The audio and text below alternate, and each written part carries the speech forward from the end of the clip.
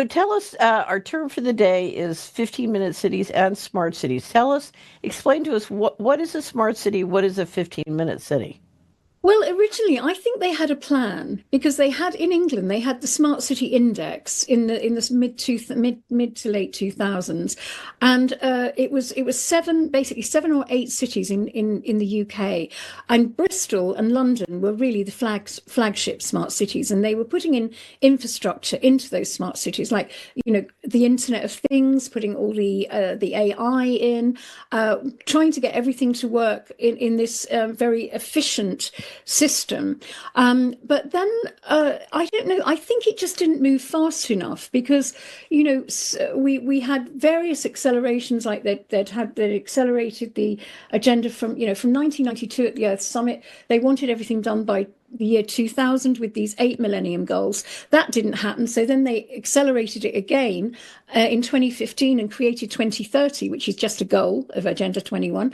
And that didn't quite work. So then the COVID thing happened, and the rest is history. So what happened really is, after COVID, when we were sleeping, all the infrastructure went in to really to accelerate all of the 17 goals, like the infrastructure, the biometrics went into supermarkets, the infrastructure went in for the 15-minute cities and the ULEZ, ultra emission zones in the UK, and the low traffic neighbourhoods.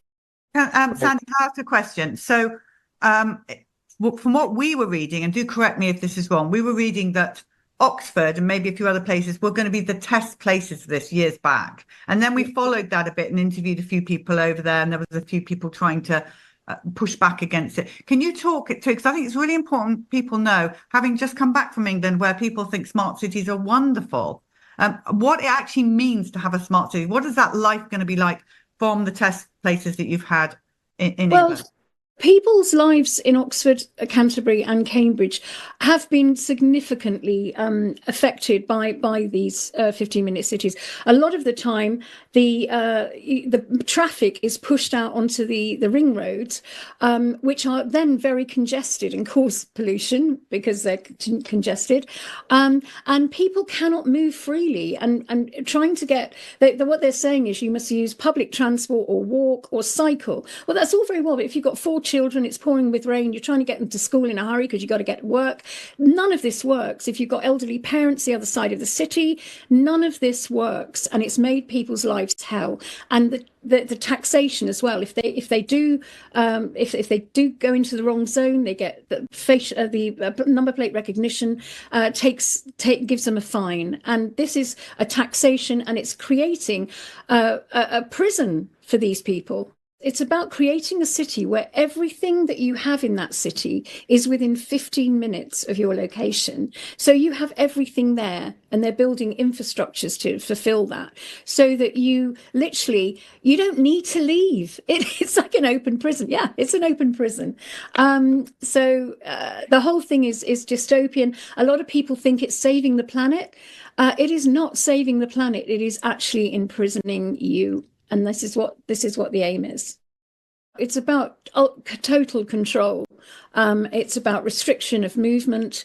And, it is also about bringing in the Internet of Things, the Internet of Bodies, to link up with the CBDC, to make sure that everything is tracked and traced, and that all of your data is in one place, To try and explain this to people, they don't believe it because it is so dystopian. They cannot get their heads around the fact that their governments are doing this. And that's the biggest problem.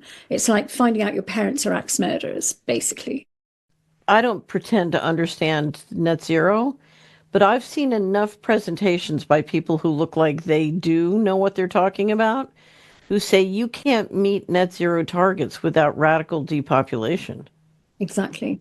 Is that Do you think that's the case? I do. I mean, I actually, Lou did flag up the the Absolute Zero report, which is UK specific. The Absolute Zero report was something that was debated in the House of Lords, and asked, they called for it to be put into immediate action, and it calls for all the airports and in the UK to be closed down by 2050, by 2049.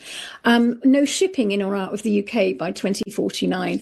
No gas appliances, no wood burners, all this kind of thing. And really, they're destroying our farming at the same time.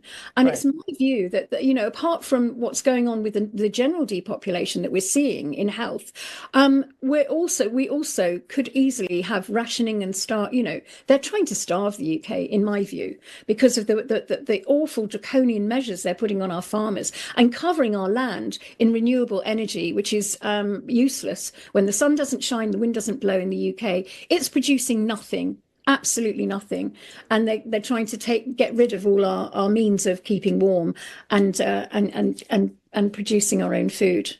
So people are beginning to see the climate change lie, I hope, even some MPs. So we just have to keep literally pushing out the information, pushing, and don't stop, never give up, never give in. And no matter how, some days I wake up and I think, oh my God, we're not winning this, we're not winning. But you just have to, we've got children, we've got grandchildren. This is not a world I want them to grow up in. And the more, if we don't wake up, we will end up in these concentration camps, and we have to really wake up, smell the coffee, and keep pushing the information out. That's all we can do.